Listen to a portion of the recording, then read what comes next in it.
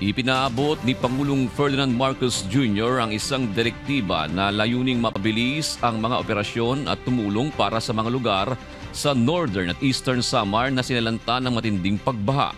Sa isang situational briefing, binigyang diin ni Pangulong Marcos na kailangan tiyakin ng Department of Public Works and Highways na lahat ng kalsada ay madaraanan upang mapabilis ang paghahatid ng mga mahalagang kagamitan kabilang ang pagkain at mga tulong sa mga biktima ng baha sa Northern at Eastern Samar.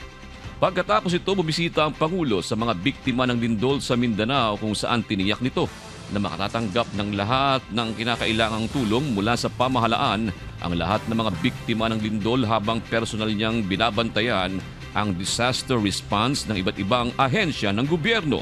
Sinabi niya na handa na ang gobyerno na magbigay ng lahat ng kinakailangang tulong at operasyon para sa mga biktima ng lindol maliban sa napakalaking gawain ng pagtatayo ng kanilang mga bahay sa isang rehiyon na patuloy na nakararanas ng aftershocks.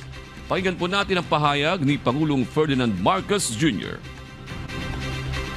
We are still in the assessment stage dahil patuloy pa rin yung mga aftershock. So pati yung mga rebuilding, hindi pa natin pwedeng simulan dahil nga may aftershock pa. Ang problema sa lindol, walang forecast. Hindi natin alam kung ano yung mangyayari. But meron tayong lahat ng assistance na pangangailangan ng mga inabutan, yung nawalan ng bahay, yung mga mangingisda, yung mga na-injure, lahat yan patuloy ang bigay ng DSWD ng assistance.